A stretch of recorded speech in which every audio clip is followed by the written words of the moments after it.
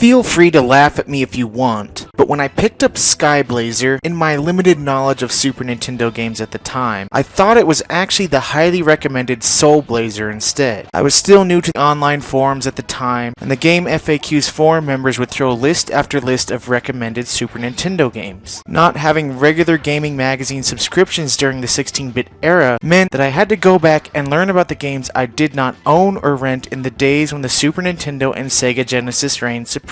At the time, I just remembered that something with the name Blazer was highly recommended, and while I've still yet to pick up Soul Blazer, I certainly do not regret picking up Skyblazer. This was a case of mistaken identity that still worked out in my favor, landing me this nearly unheard of gem for Nintendo's second home console. Skyblazer, developed by the team behind the Super Nintendo version of Hook, and published by Sony ImageSoft, is a 2D action-adventure platformer hybrid that I can best describe off the top of my head as what you might get if you mixed a game like Mega Man X with something like Super Castlevania 4. In Skyblazer, you assume the role of Sky, descendant of the great sorcerer Skylord, on his quest to save the sorceress Ariana, who's been kidnapped by the Lord of War, Ashura, in Ashura's quest to resurrect his master Raglan, the Lord of Destruction. Not the most original story, Skyblazer doesn't spend too much time on the story elements in general. Skyblazer is just fun to play. I know that is not very descriptive, but I would say a lot of the enjoyment comes from the complete freedom of movement in controlling Sky, mixed with his ability to scale the walls, and the special abilities he earns along the way. The gameplay overall just feels polished. Sky moves fast and moves freely. The player always has control of him, even in the air. Sky even has the ability to recover from the Castlevania-style blowback when he takes a hit in midair, and his ability to scale walls is put to good use in both the level designs and in the platform jumping elements in the game. Missing a platform doesn't spell instant death like it does in so many other games of this type, because Sky will grab the corner of each platform, saving players from certain death. The complete air control definitely makes Skyblazer feel like a platform, but Sky's 1-2 kick combo and special attacks he uses to dispatch enemies gives it an action feel. Over the course of the game, Sky will earn a total of 8 special abilities, 7 of which he earns by defeating bosses Mega Man style. Though I found very limited uses for 4 of these abilities, the dash, the heal, and the default ability, the name of which I'm sure I would know if I had the manual for the game, this one, are invaluable to your quest. The developers even thought enough to allow players to pause the game to scroll through the abilities, making it easier to get to the one you need in the throes of battle. From a design standpoint, the level themes themselves are standard fare. You have your typical fire, ice, and underwater stages, though the wind stage is a bit different. You've played similar levels in a multitude of games that have come before and since Skyblazer's release, but the game's blend of gameplay mechanics still keeps things feeling fresh. The level designs themselves are pretty straightforward. There are a few hidden areas, but overall they're not as intricately designed as something like, say, Super Mario World, where there are tons of warp paths and hidden areas. Skyblazer keeps it simple. However, the level designs do make very good use of Sky's abilities, especially his ability to scale walls, taking it beyond just being a cool gimmick and making it a central part of the gameplay experience. Sky's ability to dash becomes an essential ability in later levels, and can be a lifesaver when you accidentally fall off a ledge. The developers also threw in 4 flying levels to break up the action, 2 of which have sort of a shoot 'em up feel, and the other 2 act as sort of bonus rounds to gain extra lives in between the continents. The boss fights, which occur on average every 2 levels or so, do land a little on the easy side. At least that is, once you learn their patterns. When I first played the game, I did spend many lives learning those patterns, so they're not complete pushovers. However, their patterns will not take the average gamer long to figure out. So I guess I would say that the bosses in the game are medium difficulty overall, because they do take some time to learn.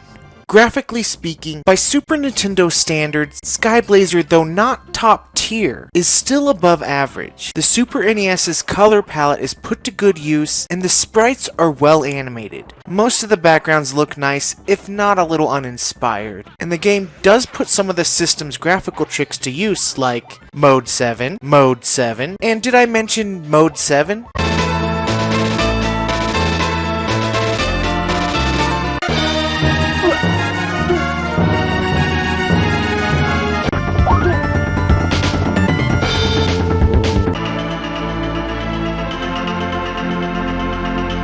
music is also well done and adds almost an RPG style mystique to the game. In fact, it reminds me of the music you would hear in your average 16-bit RPG. While I wouldn't say that they are as iconic as the themes in some games, the tracks are still well done and add nicely to the experience. The sound effects, however, are mostly generic, but not bad in themselves. If I would say that Skyblazer has one flaw outside of its relatively easy difficulty, it would have to do with the game's short length. The game is short and sweet, but it is a shame that there isn't more here. It feels like the game's full potential was stunted by its length. However, what Skyblazer does offer is fun enough to make it worth your while, and for those who do not have the time to sit down and beat it in one sitting, Skyblazer offers a password system given to the player at each shrine in the overworld map. You simply go to the password option to put in your password. Does anyone else notice something about the password input screen right here? This is a Sony game released before the PlayStation, and here it is: X, circle, triangle, and square.